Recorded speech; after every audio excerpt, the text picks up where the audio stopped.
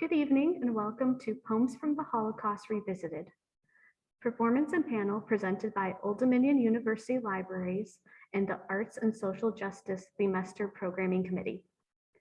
The incredibly moving piece entitled Poems from the Holocaust was written by Composer Allan Blank and is based upon children's poetry found at the Jewish concentration camp of Terezin after its liberation in 1945.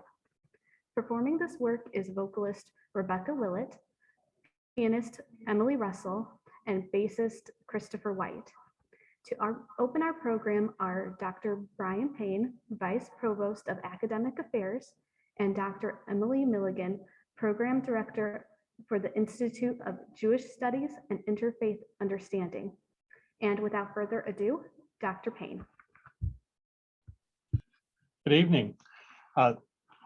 Laura, thank you for your amazing work that you put into organizing this event. And I'm so looking forward to hearing and listening to what the music and the presentations and hearing what the audience has to say. I want to thank the presenters and the performers and the attendees for coming together for this, I think, very, very pivotal and important experience that we're about to have.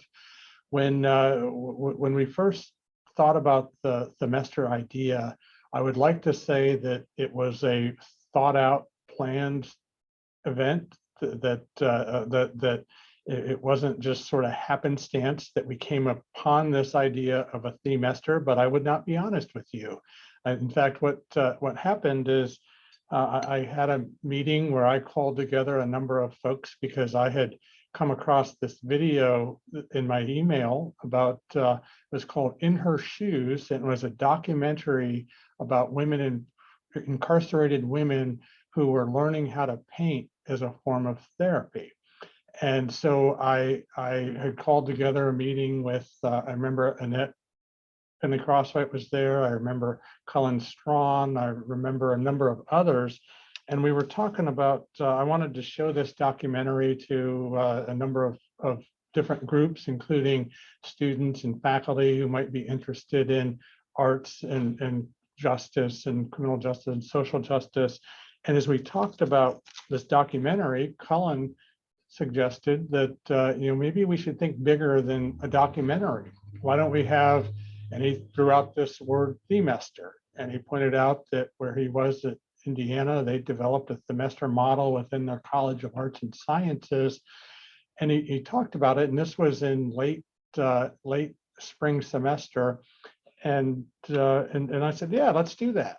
And folks said, well, are we ready to do it in the fall? And I said, sure, why not? Let's do it. And the next question was, well, what will the theme be for themester? And in that room, we said, well, how about arts and social justice? And it was the spontaneous discussion about the video that we were talking about, but also with the folks in that room, we realized that it was something that mattered.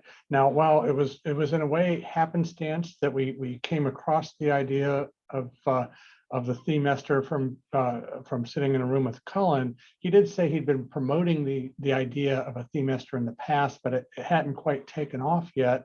And we said, well, we can't wait and plan it. Let's just go ahead and do it for the fall. So we had this RFP and many applications, and one of them, a great one from the libraries, including the work that Laura has proposed. And as I think about what we'll hear and see tonight, and I think about the idea of art and social justice, while we didn't necessarily think about the themes when we created the themester per se, I do think that the notion of art and social justice embodies 4 different themes. One is, to me, it has to do with connections. You've probably heard a statement along the lines of science makes life possible and the arts make life worth living. I would think that we want to recognize the interconnections between our disciplines, but we don't want to prioritize one over the other.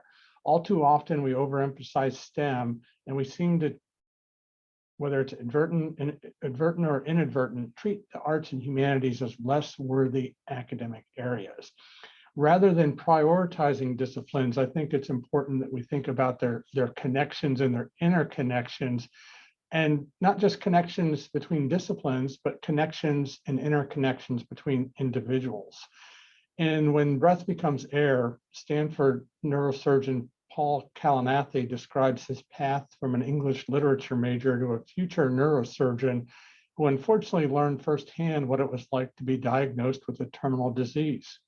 Full of insight that would likely only come from an English literature graduate with an MD in neuroscience, Kalanithi concluded that life's meaning, its virtue, had something to do with the depth of the relationships we form, connections. A second theme has to do with hope. The very ideal of social justice is grounded in hope. Hope that as a society we can do better. Hope that as a society we will promote a future where social justice is the norm rather than the exception. Hope that social justice is accepted as a societal standard rather than viewed through a political lens that denigrates individuals because of how or what they think. This relates to a third theme, change. To achieve social justice, two things are required: change and respect for diversity.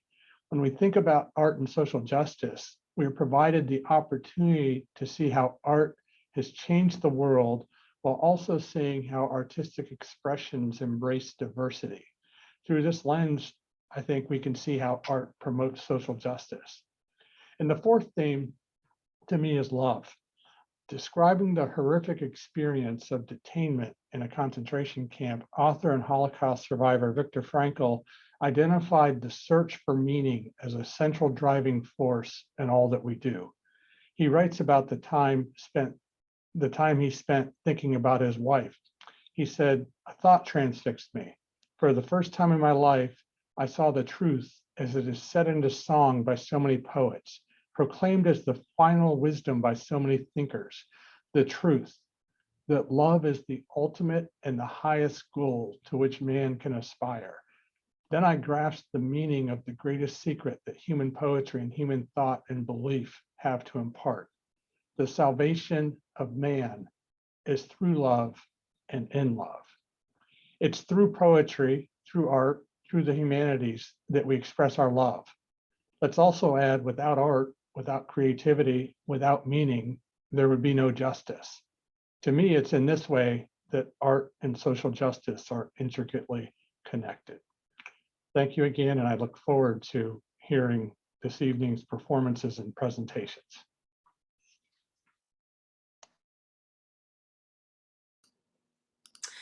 Good evening. Thank you so much for inviting me to join you tonight and for the opportunity to bring you a word of welcome. My name is Amy Milligan, and I'm the director of ODU's Institute for Jewish Studies and Interfaith Understanding. And I bring you greetings tonight on behalf of IJIU, our Jewish Studies minor, and our Holocaust and Genocide Studies minor. It's events like this one that make my job so exciting. Being able to see the intersections of poetry, history, language, music, and Jewishness emerge is a testament to the hard work that so many of our faculty do to educate in ways that are innovative, provocative, and thoughtful. It also speaks to the broad ways our students learn to engage both the familiar and the unfamiliar, exposing themselves to a wide range of experiences and knowledge. I'm especially grateful to Annette, Finley-Croswhite, and Laura Canner for their vision, and to the amazing panelists for their participation. I look forward to learning and experiencing this evening alongside of you. Thank you so much for inviting me to be with you and for joining us tonight for this exciting program.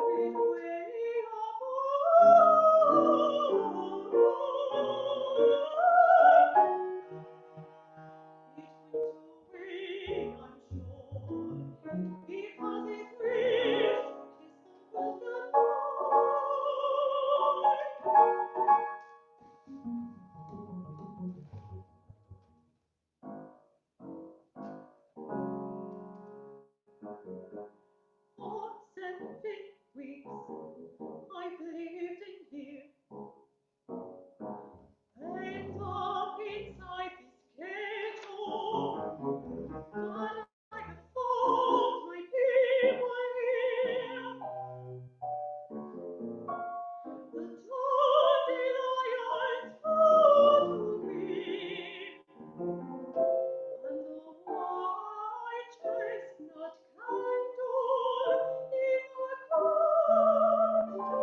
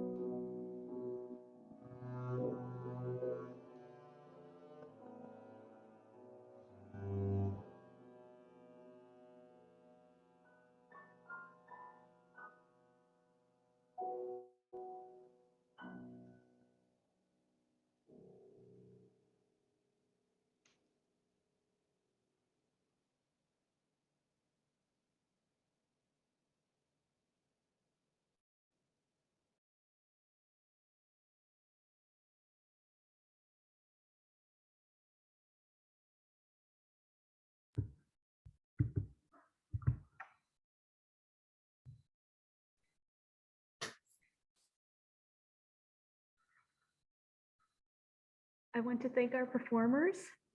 Uh, that was really beautiful. And now on to the second half of our program.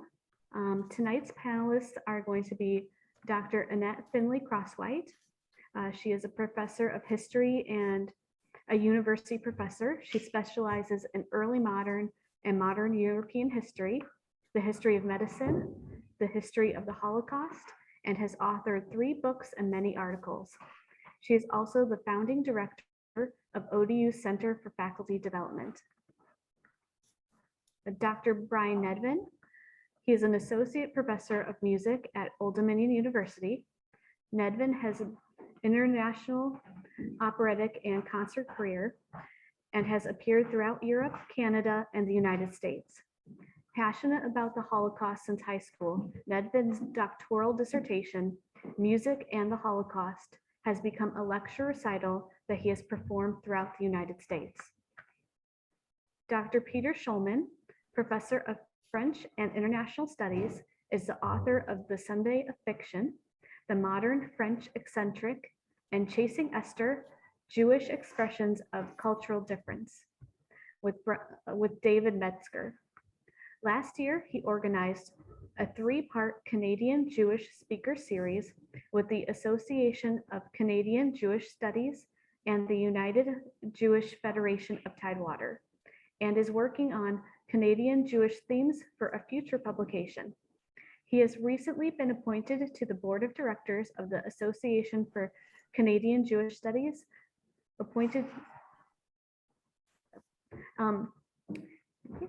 instructor Noah Renn. His chapbook of poetry, Sinking City, was released in 2019 from Finishing Line Press.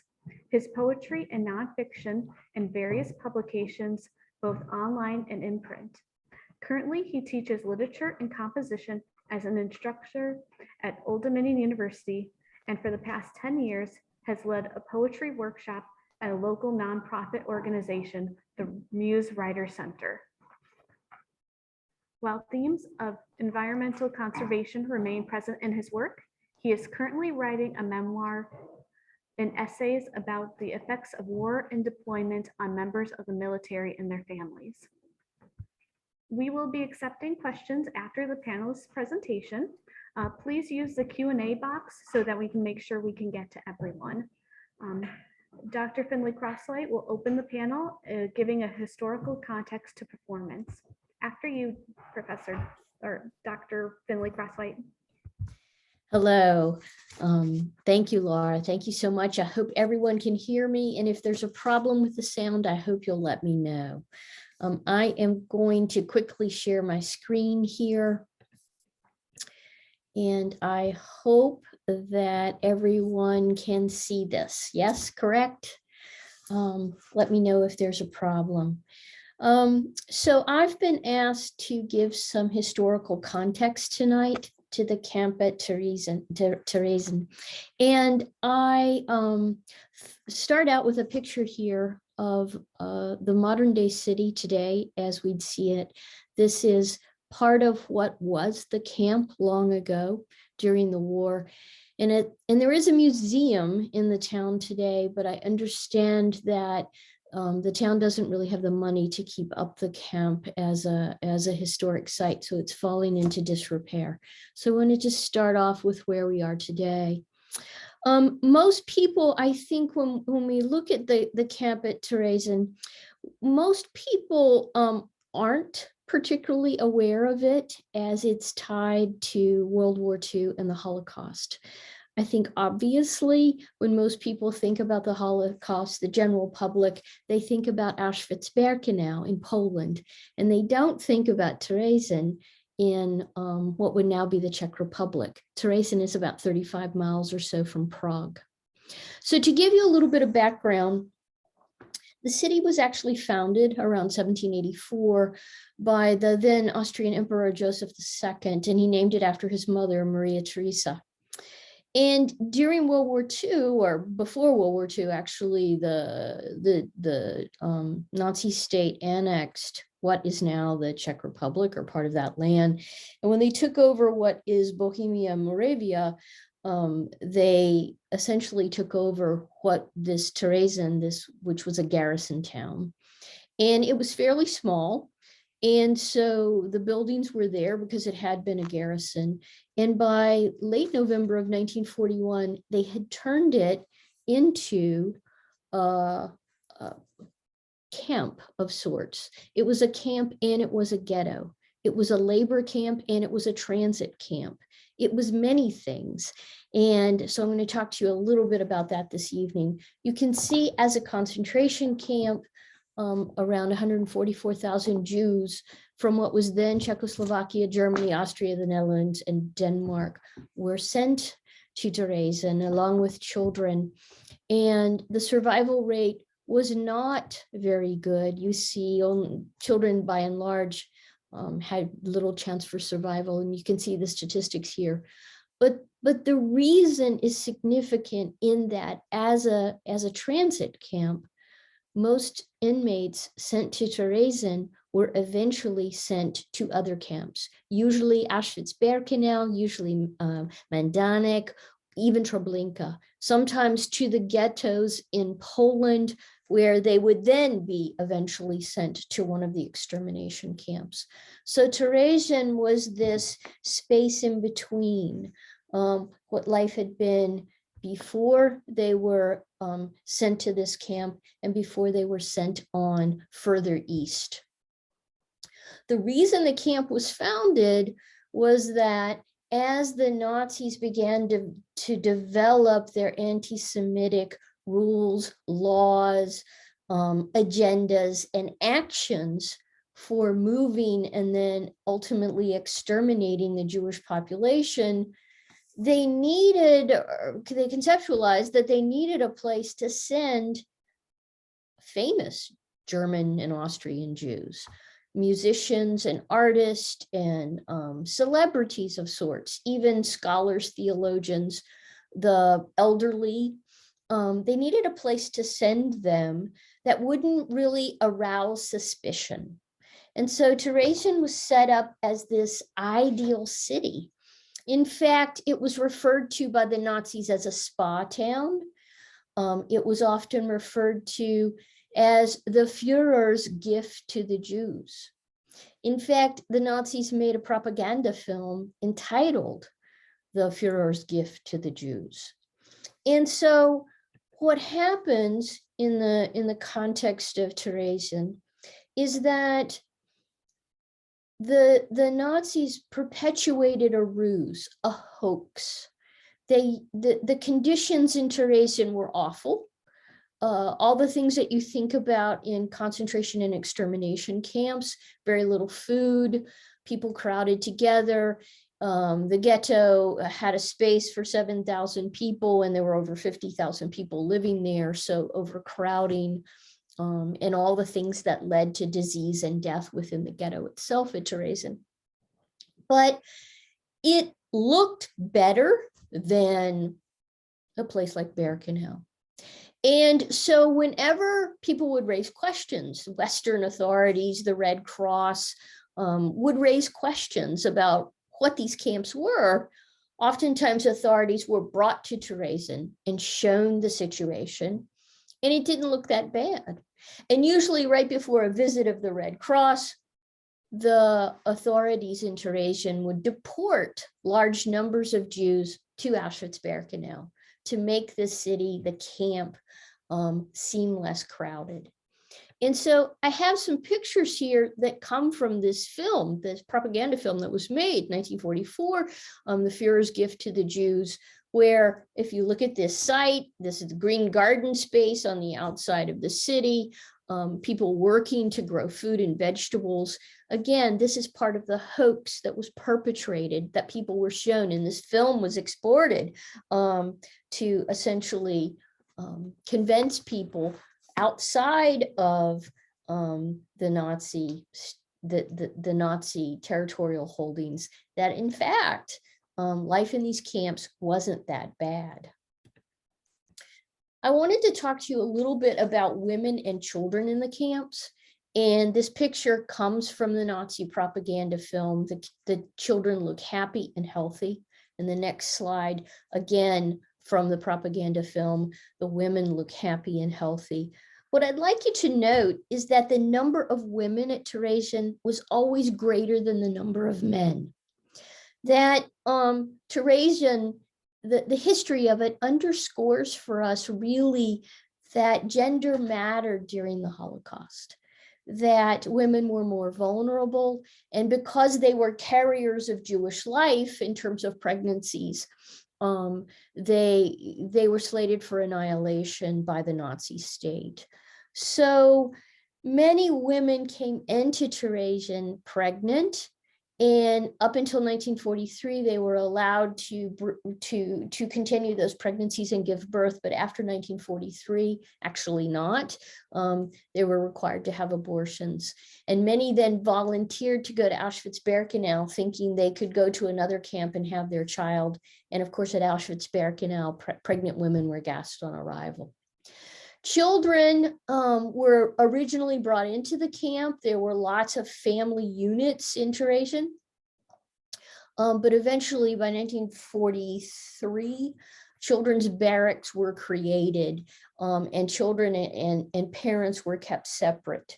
So I want to emphasize to you this, again, this connection between Terezin and Auschwitz-Birkenau.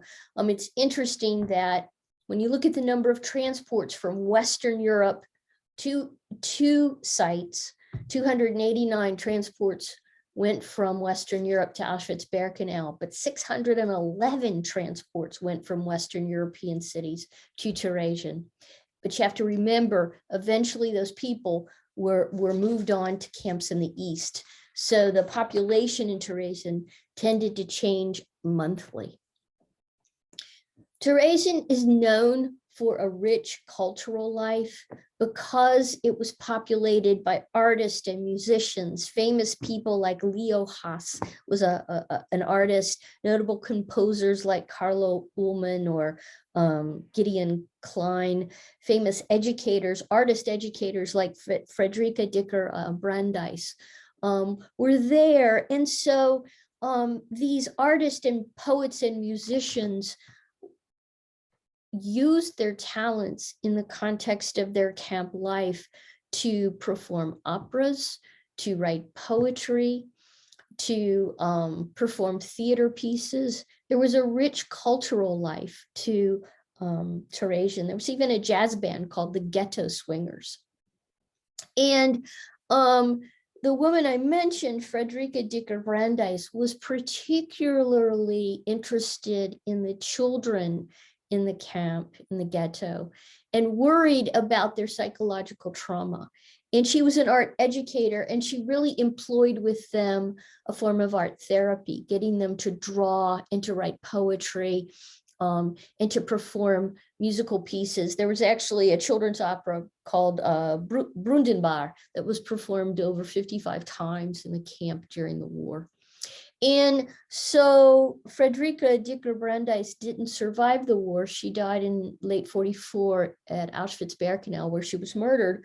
But she is one of the individuals that's responsible for the generation of children's artistic works during the context, during the time that the camp was in operation. And I just wanted you to note that the children seemed to be quite well aware of what was going on in terms of their experiences. When you look at this one slide, you see this drawing comes from a memory book, and it says, "When we part from each other, remember your friend Kuzmo Jenda Herman," and the date. So it's the child that is experiencing departure already from a friend and leaving this picture to them. There was a wealth of poetry, and I'm not going to touch on this too much because other speakers will, but I want you to understand that there was this rich life, and it included famous artists, but also the children as well. And to keep in mind when you think back on Terezin that the ruse was significant, but ultimately so many of the inhabitants, the inmates, the prisoners were sent on to places like Auschwitz-Birkenau. We can think of the cultural art production as a form of Jewish resistance.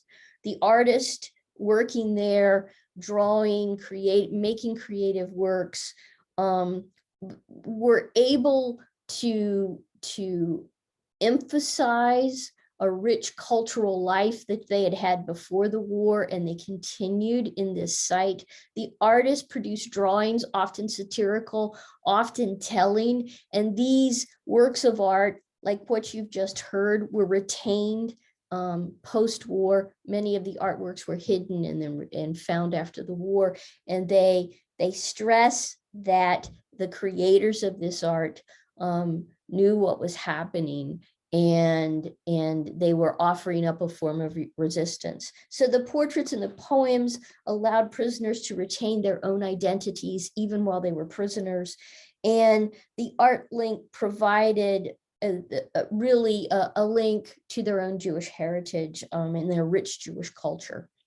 So with that, I'm going to stop my share and pass it on to the next speaker. Thank you. Good evening, and thank you for joining us. Thank you so much, Laura and Dr. Finley-Croswhite. And I would like to offer my congratulations to Rebecca, Emily, and Chris for a stunning performance. I hope everyone can hear me. And here we go. Despite our best intentions, genocide continues. And music such as Allan Blank's is an important part of keeping the sad reality of man's capacity to harm one another in the spotlight of our consciousness. There is a lot of Holocaust music, but I've narrowed down the field to just two of the pieces that we just heard from Allan Blank's work, along with two other composers, Julian Dawes and Lori Laitman.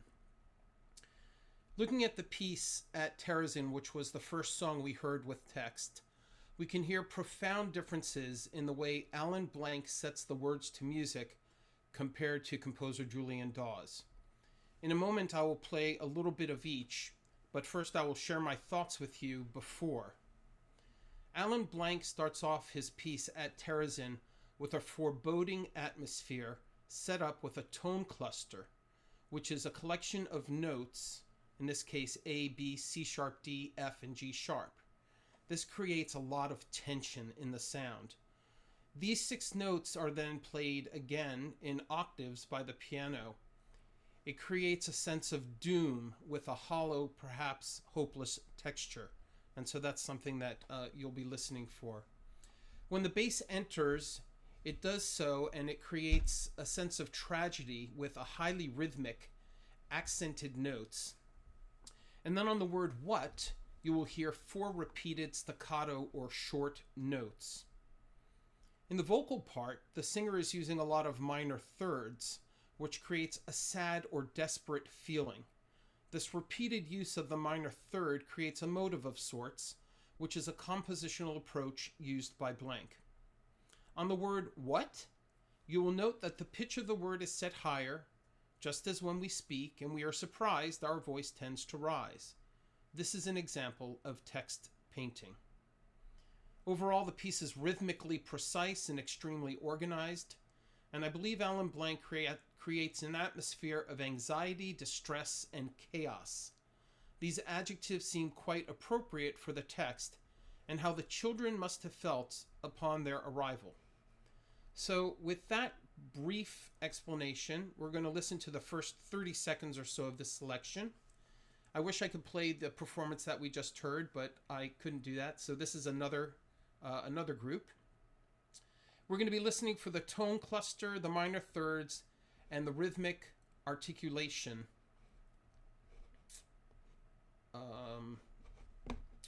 Here we go. So this is what we just heard.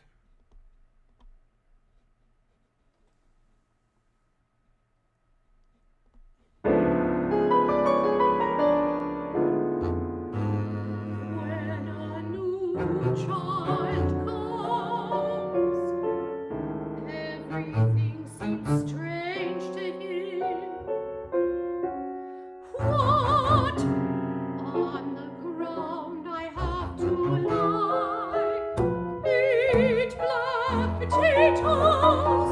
No, not mine. I've got. So what we've heard is we hear the same octave work in the piano, which is another type of motive. This is going to be in huge contrast to how Julian Dawes set the same work at Terezin in his collection called I Never Saw Another Butterfly.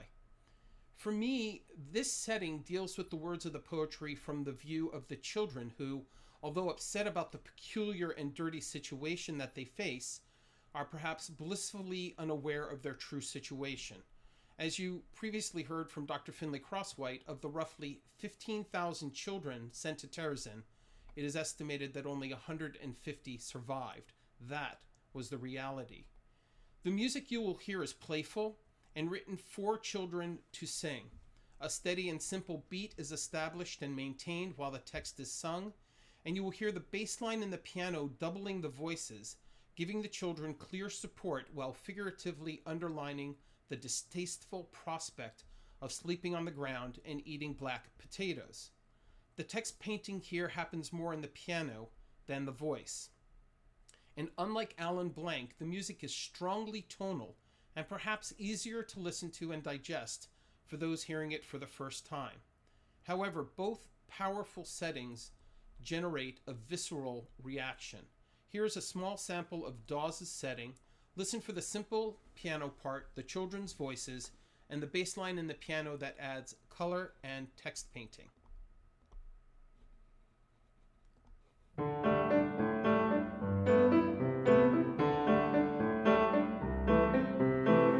a new child comes, everything seems strange to him. What? On the ground I have to lie.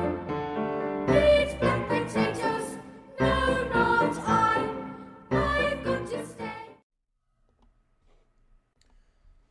So in listening to two different versions of the same piece, you can see how the text is handled so very differently.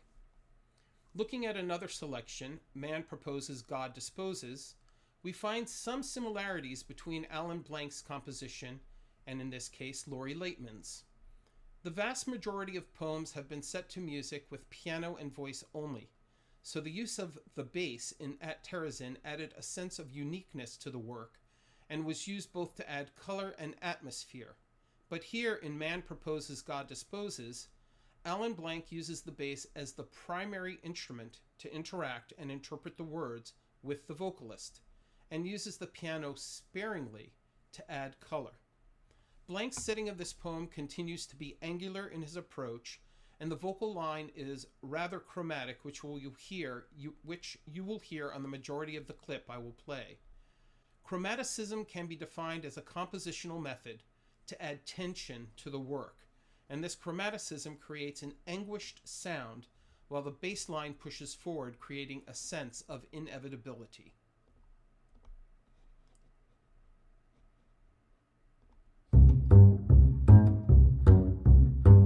Who was helpless back in Prague, and who was rich before?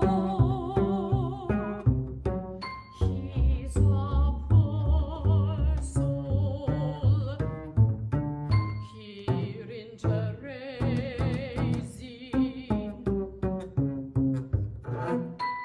His body's bruised. In contrast, this is Lori Laitman's setting of the same poem from her composition, I Never Saw Another Butterfly. It is similar in that an unusual instrument is used to accompany the voice. Set for soprano and bassoon, this piece has been performed by all types of voices, with all types of instruments, including bassoon, clarinet, and saxophone. Each choice of instrument creating a very different listening and performing experience. Laitman's setting is focused on the melody, with the bassoon setting up and accompanying the voice, in contrast to the bass in Blank's interpretation, which is more of a driving force. Laitman's setting of the text creates, for me at least, a sense of irony, as the poetry explains that those who were well off in Prague won't do as well in Terezin as those who struggled in Prague. It almost seems like the singer is finding some sort of delight in the fact that life wasn't good for her in Prague and might actually be better for her in Terezin.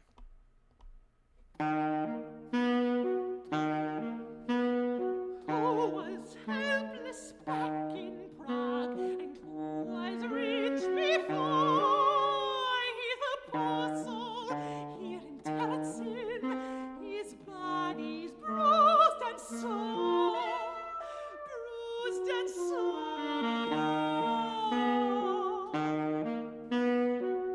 Who was toughened up before?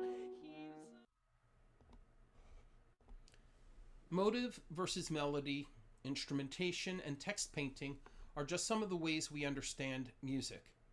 Blank tends to use motives that are repeated, sometimes just by one instrument, sometimes by all three. Dawes and Laitman tend to be more melody-driven. Instrumentation is interesting in both the Blank and Laitman settings of the poetry, as they move away from the piano and voice, which had long been the standard for setting poetry for a singer. Text painting is very interesting as well, as we can make the case for each composer and how they handled the text. Blank's chromaticism, Dawes' childlike, lilting setting of the text, and Laitman's ironic setting of the text are all wonderful examples of how to set text to music. In conclusion, I am thankful that so many composers have taken the responsibility to set these poems and many others from the Holocaust. I'm grateful to Brian Payne and Laura Canner for the opportunity to share some of my thoughts with you. Thank you very much.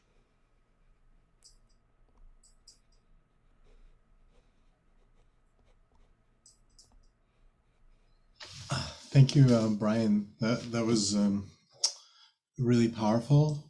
And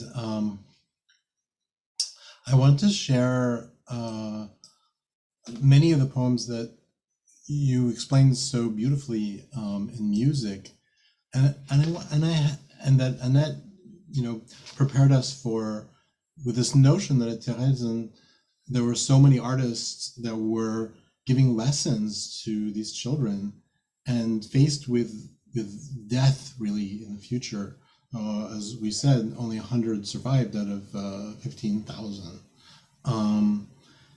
And what strikes me, and this is not from the poetic point of view that Noah will have after me, is, I lost my screen, there we go.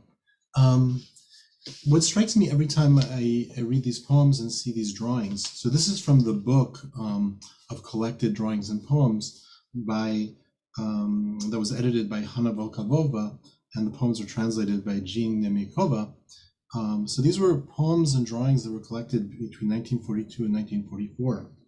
And each time that I look at them, it's this notion, if you think of it, of children yanked from home, from stability, from family, from beds, from light, from safety, from food, from normal things that children have, and suddenly in this horrible, vicious, cruel environment that Brian mentioned through music of anxiety and chaos.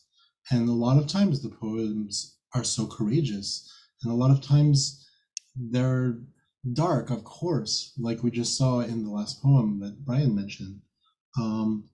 And when I'm struck by this juxtaposition, this horror of what was and what is and what will be, I think of Primo Levi's poem, the famous one, Shema, which of course is the credo of the Jewish people, but there's the bedtime Shema that we recite before going to bed. And one stanza strikes me as like seminal for the rest of these poems. You who live secure in your warm houses, who return at evening to find hot food and friendly face, which is the norm. But then like this poem by just Teddy, this was his barrack, L410 in 1943. And he perished, so we assume. And when it was put to music, when we read these lines, when a new child come, everything seems strange to him. What? On the ground I have to lie, eat black potatoes? I've got to stay. It's dirty here. The floor, why? Look, it's dirt, I fear, and I'm supposed to sleep on it. I'll get all dirty. And I don't see it as I mean, as some of the composers did, as just ironic, but just this horror of it. And this is a drawing. So I'm going to juxtapose the poems and the drawings just like in the book, the edited book. Here, these are Terezin barracks, and the gloominess and the darkness, but the skill of Sonia Voljanova, who was 15 when she did it, and she did a lot of these actually. Okay, now I'm going to move. And so this, oops, I have to go back. Yeah, this one also was put to music that we heard, or maybe it wasn't actually. This is a prose poem, which again focuses on this notion of what was the norm and what's the norm now, and it's such a horrifying juxtaposition. So this drawing is of the cook serving food by Liana Frankova, who was only 10. And here's the prose from Peter Fischl, who actually was one of the only ones who wrote a kind of a diary, and it's called The Diary of Pavel Bondy, and it was written on this thin copy paper, but it was apparently very deep and lyrical. And just a few lines of this prose poem of getting used to these things, right? We got used to standing in line at 7 o'clock in the morning, at 12 noon, and again at 7 o'clock in the evening. We stood in a long queue with a plate on our hand, into which they laid a little bit warmed up water with a saltier coffee flavor, or else they gave us just a few potatoes. We got used to sleeping without a bed, to saluting every uniform, not to walk on the sidewalks, and then again to walk on the sidewalks. We got used to undeserved slaps, blows, and executions. We got accustomed to seeing people die in their own excrement, to seeing piled up coffins full of corpses, to seeing the sick amidst dirt and filth, and to seeing the helpless doctors. We got used to that from time to time 1,000 unhappy souls would come here, and that from time to time another 1,000 unhappy souls would go away. So as Annette spoke of so eloquently, it was this transition camp that they were very much aware of. And going back to the poem that Brian mentioned in music, man proposes, God disposes. And it's kind of a reference to an old Yiddish adage, man tragt und Gott lacht, man plans, God laughs. But here it has a much darker, like giving up kind of despair, right? And so again, you might have been rich in Prague, but you won't be toughened up until you spend here a few more days, because this is this horrible atmosphere that you need to survive in. This is pretty self-explanatory, but it's obviously so powerful. Fear, right? And this is a drawing by Eva Pikova of a ghetto guard, and like the barracks that we saw in the beginning. It's filled with dread and anxiety and fear and horror, right? And just a stanza from Fear, faced with death, which is in all the stanzas, right? There's also a desire to live. So in the first stanza, she writes, this is Eva Pikova, who's only 12. Today the ghetto knows a different fear. Close in its gripped, death wields an icy scythe. An evil sickness spreads a terror in its wake. The victims of its shadow weep and writhe. But then the penultimate stanza about parents, and this always weakens me. My heart still beats inside my breast, while friends depart for other worlds. Perhaps it's better, who can say, than watching this to die today? No, my God, we want to live. Not watch our numbers melt away. We want to have a better world. We want to work. We must not die.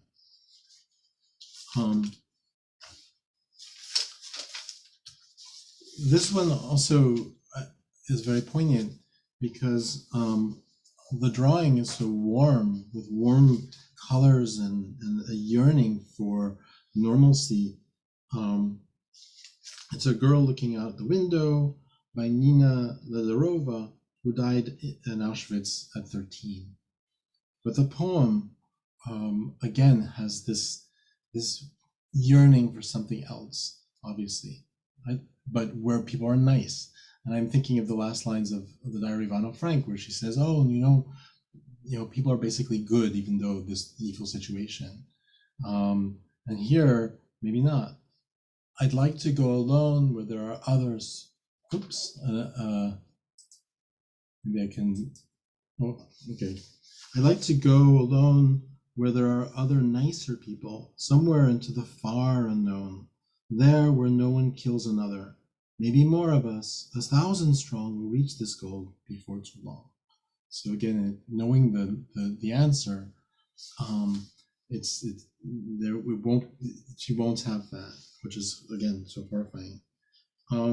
This I'm drawn not so much for the poem. I mean, the poems are amazing, but again, what I was saying about the yearning for normalcy that what once had, what had before. And here I'm struck by this menorah, by the light, right? This idea of light through darkness and clinging to that and clinging or thinking of how it once was normal to have that. And then the realities of now. In this poem, Night in the Ghetto, filled with horror and dread, but the idea of the night is actually comforting because in the day you watch so much horror, right? And I'll just read a line. But in the ghetto, darkness too is kind to weary eyes which all day long have had to watch. Along the streets come light and ranks of people like a long black ribbon loomed with gold. And the drawing next to it, it's called Dwellings in Terezin by Joseph Novak, who's only 11 years old, and he was known for sketching grimmer pieces of executions and burials and death, and alas, he would die at Auschwitz at 13. And just the last poems I wanted to focus on, or the drawings, this one is called Forgotten. And of course, it's a cry to not be forgotten. Children were feeling abandoned by everyone, by the parents, by the society, by their countries, by everyone. They're forgotten. And these drawings are particularly poignant because in one of the songs that Brian mentioned, they were talking about like trying to be normal, like having normalcy, like skipping rope here, the trees, but here you have barbed wire fences.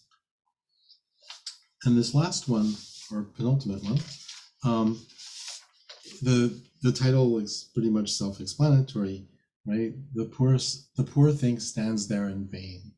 And of course, this is a drawing of a girl with baggage going to the transport.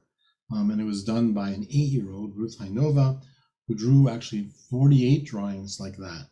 And she died at Auschwitz at 10. And just a quick line from the poem, or it's only 4 lines actually. The poor thing stands there vainly he strains his voice. Perhaps he'll die. There, can you say how beautiful is the world today? And lastly, this poem, Terezin, is also really, I lose the track of words sometimes when I read these things, so I won't actually even say anything, but it's pretty self-explanatory also, and it was basically saying what Annette was saying about feeling the space in between. And this actually articulates that in this poem. And I'll just read a stanza. A 4th year of waiting, like standing above a swamp, from which any moment might gush forth a spring. Meanwhile, the rivers flow another way. Another way? not letting you die, not letting you live. And the cannons don't scream and the guns don't bark, and you don't see blood there. Nothing, only silent hunger. Children steal the bread here and ask and ask and ask, and all would wish to sleep, keep silent, and just to go to sleep again. And so I'll end with this image. So this was a Czech central mountain landscape, and it was done by Eva Steinova, who died just a few days from now, actually October 23rd at 13 years old. And she drew lots of these kind of landscapes. And you see this notion of like the nature and what would be normally beautiful, but the feeling of trappedness and circularity and just paralysis. So that's just my take. But now I'll pass it on to Noah. But with this last line from Adorno, remember Adorno says, how can you write about poetry after Auschwitz? It's barbaric. But here are children in the barbarity who are writing about poetry then, and that's why they're so courageous and beautiful. Okay, hi. All right, thank you, Peter. And thank you to all the other panelists and all the other organizers of this event and the musicians and the performers. It's an honor to be here. And I want to say that, examining these poems, it's really a challenge. It's a hard thing to do, to try and impose an analysis or, a literary analysis, or to break these poems down in a literary way, to examine the work of these children who lived through such terrible circumstances, such a terrible period in human history. But in that examination, I think we find, we can see this beautiful, powerful, amazing work. These poems are filled with all the elements and characteristics of that are present in the type of contemporary poetry that is produced today, and the stuff that we look for in poetry. There's intense, specific metaphor and imagery. There's form, and there's meter and rhythm and rhyme. There's emotion and identity, and a connection. Very interestingly, even within the, quote, dirty walls of the Black City, of a prison that was Terezin, there's a connection to the natural world, even in that very dark place. So these poems are at once devastating and tragic, but they also serve as artifacts of how creation, to reiterate what Dr. Finley-Croswhite said, the act of creation it is an act of resistance in the force of utter destruction and death. And so I'll share my screen here.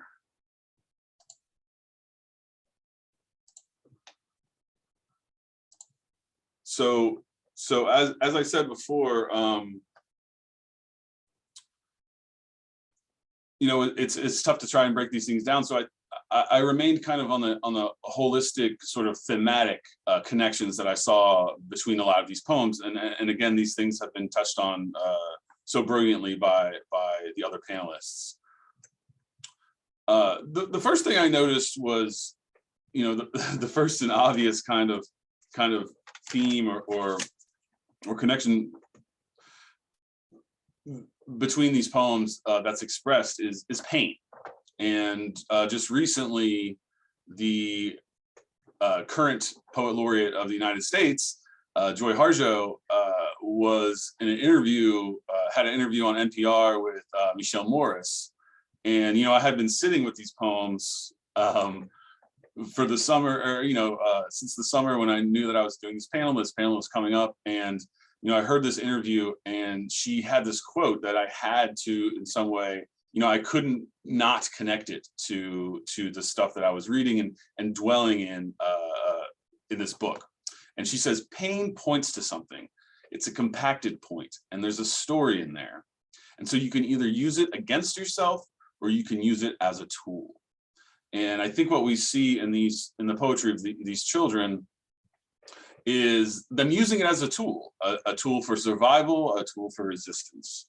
And so I have some examples here, and again, I think you know, some of these just strike me with great poignant imagery, you know. And so we have this from Pain Strikes Sparks on Me, the Pain of Terezin. The loveliness of air, which day after day smells of strangeness and carbolic, bodies for whom torture is medicine and pills. And we have this beautiful imagery that's coming out of such a dark place.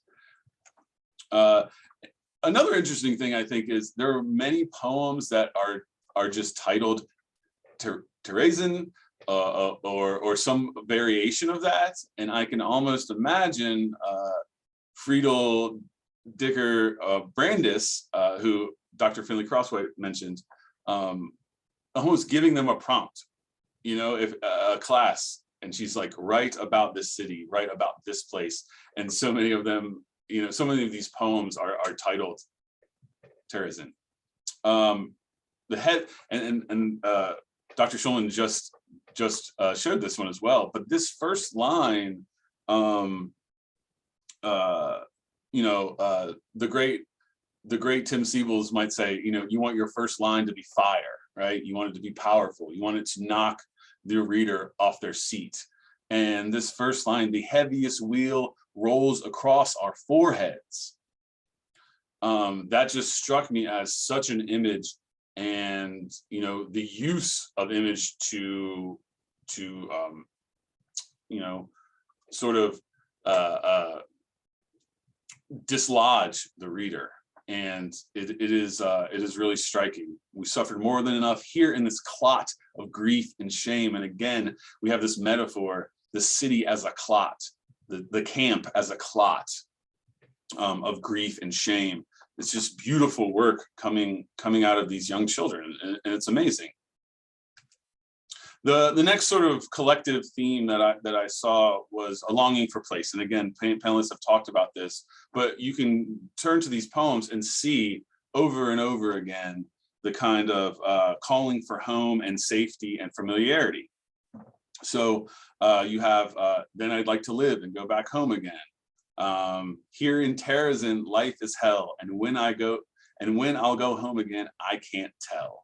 Right, so there's rhyme, and of course, you know, some of this is coming through in the translation, but you're seeing rhythm, you're seeing rhyme, you're seeing all those poetic and literary elements that you would expect out of great poetry, and this is what is being produced by these children. I look toward my home, the city where I was born. City, my city, I will gladly return to you. And then we have also this quote that was featured in some of the music as well. Who was helpless back in Prague? So these children are always thinking about like what was and where that life was, and perhaps how they might get home to it. Another theme that I saw throughout many of these poems was sickness and health. There was a serious typhoid outbreak in Terezin, and this makes its way into, and I'm sure there were many other maladies and many other health issues going on as this you know, was obviously not perhaps the most sanitary of places, right? And so in this poem, Illness by Front Abbas, who actually has a lot of poems featured in this book, addresses that sadness and stillness in the room, in the middle, table and a bed. In the bed, a feverish boy. His mother sits next to him with a little book. She reads him his favorite story, and immediately the fever subsides. We have this other one as well, Terezin Hospital, Terezin hospital, probably. Death moves silently toward those other creatures, those with typhoid who moan and writhe in their own diarrhea. I just think it's amazing how these young children are so willing to write into the tragic scenes of their young lives. They're not holding back. I teach a lot of writing. I teach a lot of creative writing. I teach college students and people in the community. And, you know, one of the things as a writer, it's really hard to do sometimes is to write into the truth of your experience. And these children seem to have no issue writing directly into the truth and directly into the specific detail of their lives. And again, it's just, it's impressive, and it's moving, and it's powerful. Fear, again, another poem that that some have already talked about. We have this great moment, and mothers bend their heads into their hands. Now children choke and die with typhus here. A bitter tax is taken from their hands. Eva Pikova. Another really interesting connective thread I saw in these poems, and it's been mentioned that the city should have only housed 7,000, but it housed 100 or 50,000 or some insane number that, you know, was sort of like physically impossible probably to even manage. Is that so many of these poems address the idea of people and spaces, and there's a keen awareness of the pressure of proximity and how the people were piled up on each other and how there was so little space. And so here's a couple of lines sort of from these poems. I'd like to go away alone where there are other nicer people. I mean, it's just a sort of brutal frankness that these children are expressing. The buildings are now fuller, body smelling close to body. I've met enough people. Oh, I love this one. I really love this one. I feel like perhaps this could be applied in many people's lives. I've met enough people, seldom a human being. Elena Sinkova, who again, like Franta Bass, has a lot of the poems in here. I've met enough people, seldom a human being. I mean, what crazy insight that these children have that they're providing for us now here in modern day. But this idea of people and spaces really reminded me of the last line of Diary of a Young Girl. This is essentially the last line, and she has the same sentiment about people and closeness and proximity and being piled upon each other. She says in the very last line, when everyone starts hovering over me, I get cross, then sad, and finally end up turning my heart inside out, the bad part on the outside and the good part on the inside, and keep trying to find a way to become what I'd like to be and what I could be if only there were no other people in the world. And, you know, reading these poems and hearing, if I can go back and hearing this sentiment about, you know, what it means to sort of be in these circumstances, I immediately thought of this last line of Diary of a Young Girl, because it seems to be an experience that was felt, you know, no matter where you were subjected to this in Europe at the time, you know, felt across time and space. And I'd like to end thematically. I'd like to end on an upturn with some hope, because so much of what we have discussed is tragic and terrible and tough to deal with and tough to process. But I have a quote here from Janusz Korczak, who, like Dicker Brandeis, was an educator. He actually was the director of an orphanage in Poland, And like Digger Brandeis, he was given an opportunity to essentially pass as non-Jewish, to not be taken away. But he chose to stay. Well, she didn't really choose to stay. She got put in Terezin, but he chose to go to the Warsaw Ghetto with his orphans and with his students. I mean, he was essentially their educator as well. And so he says, you know, children are not the people of tomorrow, but the people of today. They should be able to grow into whoever they were meant to be. The unknown person inside of them is the hope for the future. And even though there are all these tragic and dark and sort of terrible themes running through a lot of the poems we see in this book, there are so many moments of hope as well. In the garden, again, Franta Bass, a little boy, a sweet boy, like that growing blossom. When the blossom comes to bloom, the little boy will be no more. Might sound a little dark, I think, but there is hope here in that they will no longer be a little boy in the camp, right? That they will be able to grow up and live beyond. On a sunny evening, this child says, I want to fly, but where? How high? If in barbed wire things can bloom, why couldn't I? I will not die. I will not die.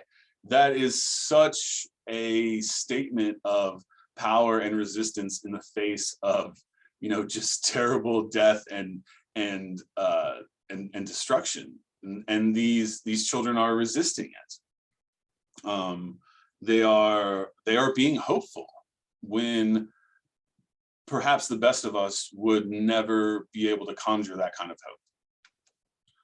In Birdsong, this poem again skews not toward devastation, but toward hope and life. Hey, I love the imperative as well. Hey, try to open up your heart to beauty. Go to the woods someday and weave a wreath of memory there. Then if the tears obscure your way, you'll know how wonderful it is to be alive. So for all the tragedy and all the death and all the sickness that these children, these prisoners, you know, experience, they're still able to glean this optimism. And we see sort of this transformation. I think you can sort of see their trauma as kind of a chrysalis, if we're going to maintain the idea of the butterfly, right? Maybe it's true that Pavel Friedman, who wrote the poem with that line, I never saw another butterfly. Maybe it's true that Pavel Friedman and these other children never saw another butterfly. We know that many of them went off to death camps. But in their experience, in their life, they have left these poems and this art, such beautiful, and I wouldn't even say that they're artifacts. They're as this event shows, you know, there's such beautiful, still living creatures, these poems and this art and the music that is made and inspired by it. These things are beautiful living creatures that have emerged from this tragic life and this trauma that so many millions went through and that these children went through. And I think that's how maybe we should think of it. It's not necessarily, you know, of course it is terrible, but in those moments and in the brief life that they lived, these children contributed something beautiful to the world, and that lives on here as we maintain an awareness of it. So thank you.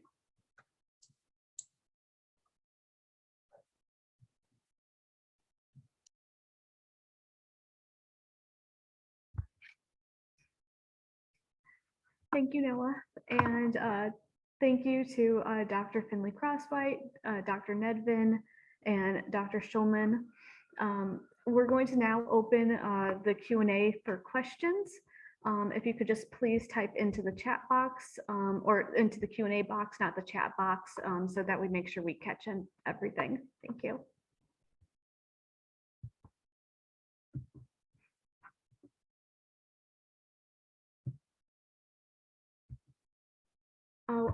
So it looks like there is one question that has been answered by a couple of our panelists, but I also would like to throw it out to anybody else who would like to answer too.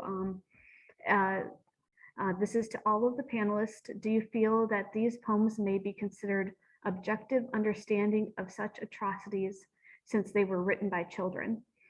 From my understanding, children are often considered unable to subjectively express themselves, the whole children never lie stereotype. Furthermore, do we feel that these are able to get the best understanding of what people went through during this time through the eyes of children?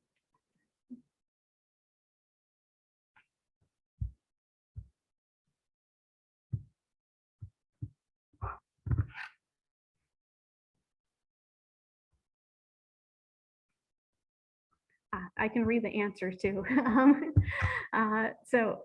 Dr. Nedvin wrote that I believe that children do indeed express themselves profoundly and with great insight, best understanding, question mark. I think we get the understanding of the children.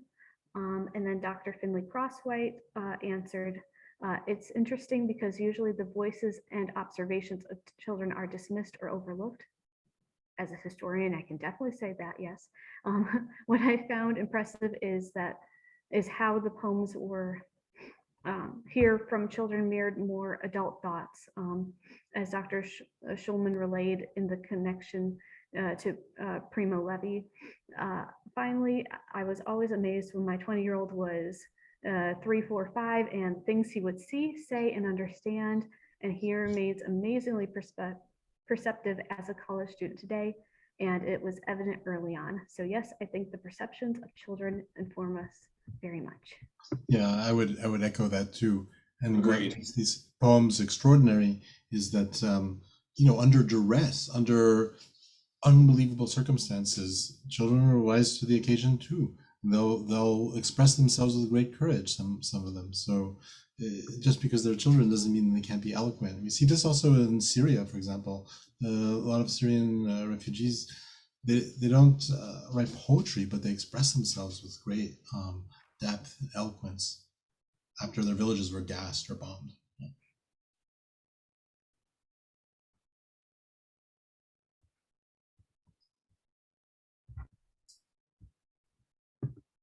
I might add just one thing to that. And I tell my students this often when we're talking about these things, and that is that, children are so afraid when they're confronted with difficult situations, and they rely on their parents to reduce that fear, to protect them. Especially little children. And in this context, children were often removed from their parents. Their parents might have been in the camp with them, maybe not. Deportations didn't necessarily include whole familial units. But we know in this particular camp that children were kept in barracks, and you can even see that in the poetry. They refer to the barrack they're in. And so at the moment of fear, the greatest fear, they don't have their mom and dad right next to them to try and smooth things over or make it better, right? There's the Holocaust film. I forget the title of it at this moment. The father and the son. The father's always acting out silly scenes to keep the son from being overwhelmed by what's going on, right? Benigni, is that the Roberto Benigni movie? Yes, yeah. What is it called? A Beautiful Life or something like that? So. So to me, these poems are so compelling. You get this these moments of incredible insight that they don't have the filter of the parent there, or often, I guess I should say, they don't have the filter of the parent. And therefore, I think the observations are brave and incredibly honest. Yeah, I agree. They're brave. Yeah. We have another question. This may have been answered already, but does anyone know how these poems survived? Were they hidden or preserved?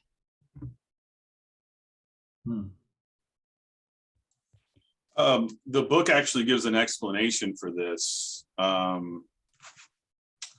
After the city was liberated, it says that Raja Inglandarova, a former student of Dicker Brandeis, with 2 suitcases of children's drawings, entrusted with 2 suitcases of children's drawings. He brought the suitcases to the Prague Jewish community. The authorities were they weren't interested in them, and for 10 years the suitcases sat on a shelf collecting dust. And then the drawings were rediscovered and exhibited in the Holocaust Museum, I believe, in DC. And then now they're seen by millions throughout the world.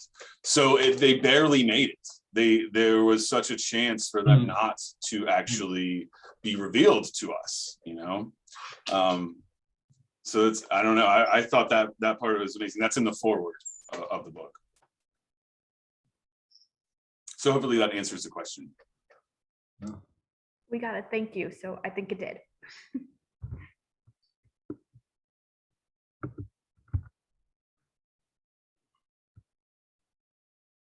I might just add that some of the adult work was hidden. I mean, there was a architectural bureau inside the camp, and a lot of the grown inmates were involved in doing particular jobs there. And I read that they would steal pencils and paper and try and relay to us today what was going on. And a lot of those drawings by adults were hidden, you know, they were hidden and then found after the war. Yeah, diaries. I'm reading a diary now by Genda Rutkoff, where that was also completely hidden and rediscovered by chance. Noah, when I believe this question is going back to when you were saying, when you use the word these, meaning the poems of the children, that those were the ones that were entrusted in the suitcase. Is that correct? It was drawings and poems. Drawings and poems that were in two suitcases that were brought back to Prague.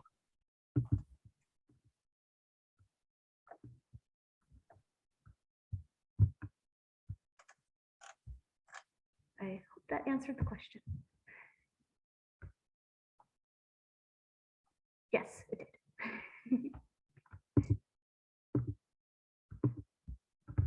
We still have a few more minutes, about a little bit over 5 minutes, to if anybody else would like to ask a question or make a comment to any of one of our presenters.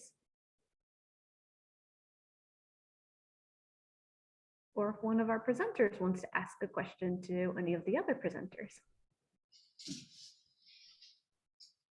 I was really struck by how well you orchestrated this event. To have the performer start with that music, it's so powerful, and then for us to talk about the rest, the periphery. I mean, it's just so extremely moving. You know, it really is a wake-up call to read this, to hear it, to understand it.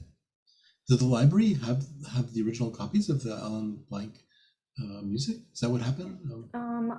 Actually, my entire position is funded by an endowment given by Mr. Blank and his family, the Allan Blank Fund. So yeah, my job is actually going through his paperwork and all of his compositions, sketch works, That's back of the cereal incredible. boxes that he wrote his music on. Wow. Yeah, it is really extraordinary. He was very much the moment struck him, I'm going to write, and then I'm going to make it into a whole piece. And there is a quote from him that said I can't say it directly, I don't have it right in front of me, but to paraphrase it is that it took him a very long time to deal with the Holocaust in music, but he knew he wanted to. On a more personal note, Mr. Blank was Jewish, and his wife Margot was actually a Holocaust survivor. So he has a very personal connection to the Holocaust in writing the poetry. Oh, we have a question pop up. Is it known how the drawing survived in the concentration camps for years before being taken out to Prague?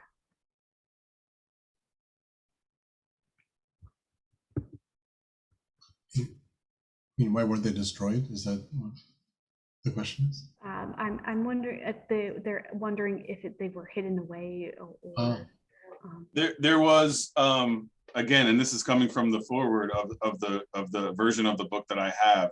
Willie Grogue.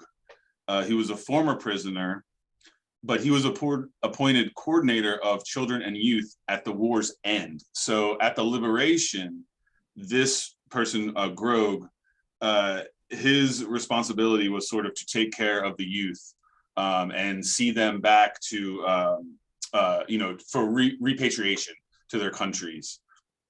And so he was the one that actually entrusted the work to Raja Englendarova. And that's where the suitcases sort of, that's how they got out, I guess, and survived, yes. And I think it's important to underscore that in many different scenarios during the war, people knew, I mean, young kids to archivists, to historians, to scholars, people knew they had to keep a record. That's why diaries were generated. That's why there's so many diaries of people that didn't survive, or letters. For me, I'm working with a project now of a series of letters back and forth between family members. And most of them didn't survive, but the letters are there documenting what happened. And when you think about the archive, the great archive that was kept in Warsaw during the war, I mean, these were people with vision, and they understood what was going on, and they wanted to communicate with us, right? They wanted to communicate with us and let us know what it was like, what was happening, what their insight was. And so sometimes these things were buried. Sometimes they were entrusted to others, to non-Jewish people to keep. There's a multitude of stories of how things survived, and things that continued to be found even to this day. Whether it's materials coming back from the former Soviet archives that are being gradually released since 1991, or things that just turn up. I was, the story's kind of old now, but about 20 years ago, a whole, just hundreds and hundreds of photographs were found in a closet at Auschwitz-Birkenau. And an American historian found them. And then once the museum archivist realized what was there, then there was this dispute over sort of like who had the right to use them first in an academic way.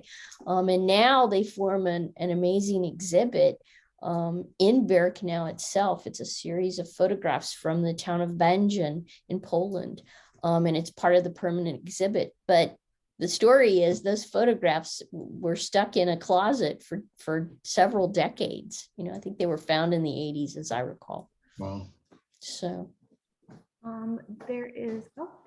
we have two more questions in the Q&A, so those will be the last ones for the evening.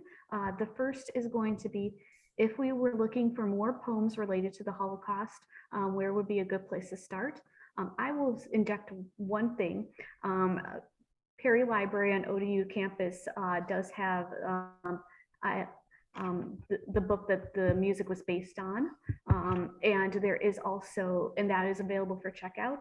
And there is also another copy in the special collections department in their rare book collection. The email is in the chat. If you would like scans, we can send those to you. So I'm going to interject that first. Okay. And now open it up to the rest of the panelists.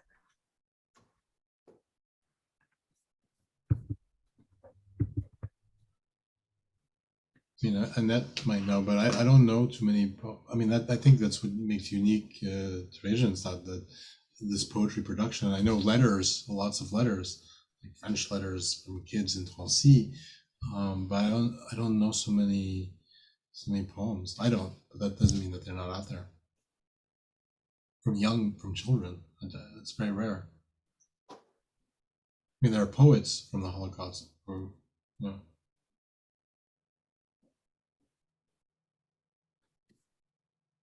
Well, and also what makes these unique is that they weren't written after the fact, right? They're written during, you know. So like you, Peter, I have no idea. I think a literary scholar would have to answer that question. But again, what's fantastic is that these connect us to that moment in time. They put us in that space. Yeah. We do have an answer in the Q&A, and I'm going to also put it in the chat in 1 second. There it is. There is a bibliography of poetry from the United States Holocaust Memorial Museum. So I just put the link there. So thank you, Jessica Ritchie, Head of Special Collections and University Archives here at ODU, for getting us that answer. And this is the last question that we'll take for the evening before we close out our program. Are there any documentaries regarding these children survivors who did these drawings and poems that you guys would recommend?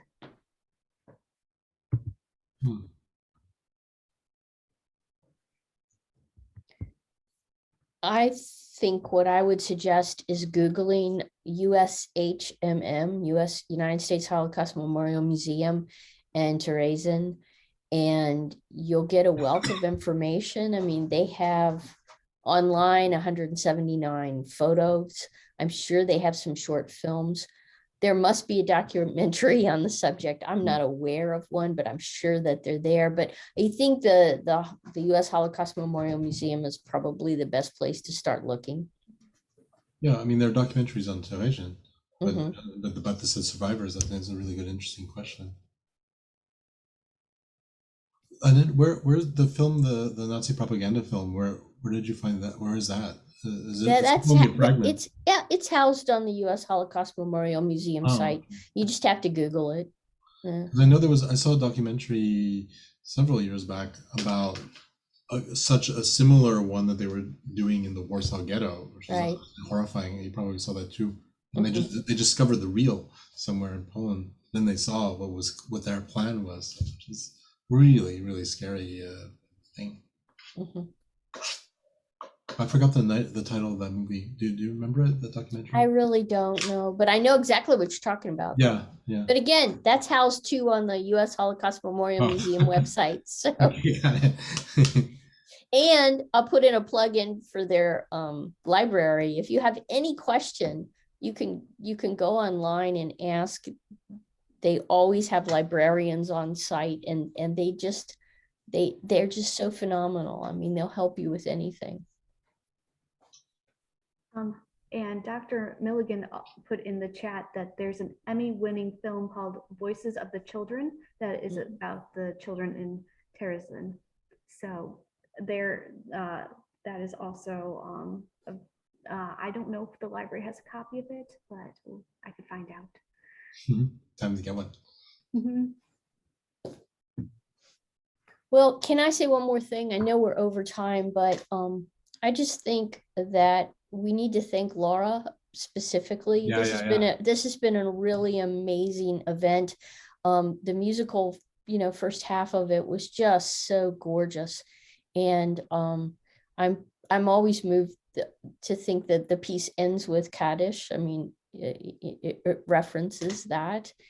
And I think that, this is all Laura. I mean, she, granted you're working with the archive here, but, to actually hear the art and social justice themester and think about what you're doing here and putting all this together.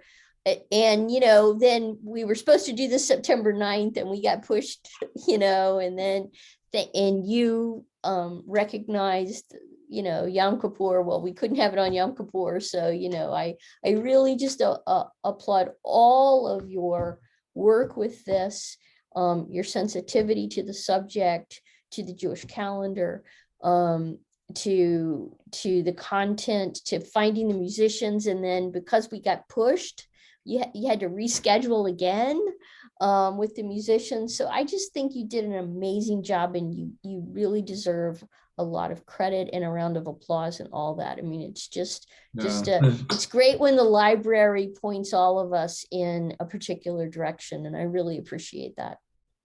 Yeah, I second that. It was so inspiring. It really inspired us all.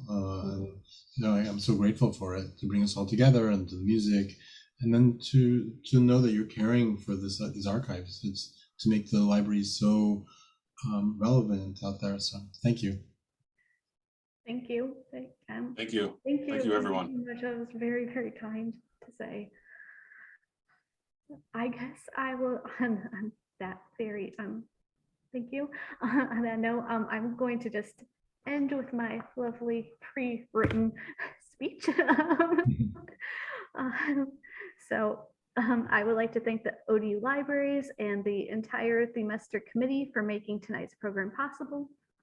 Doctors Payne and Milligan, our incredible performers and panelists, and the American Composers Alliance for allowing us to use Mr. Blank's composition. And although he's no longer with us, I would like to thank the estate of Allan Blank for gifting all of his compositions to the Music Special Collections. Have a wonderful evening, everyone. Thank you. Thank you, everybody. Thank you. The whole group was amazing. Thanks, everyone. Thank you, everyone.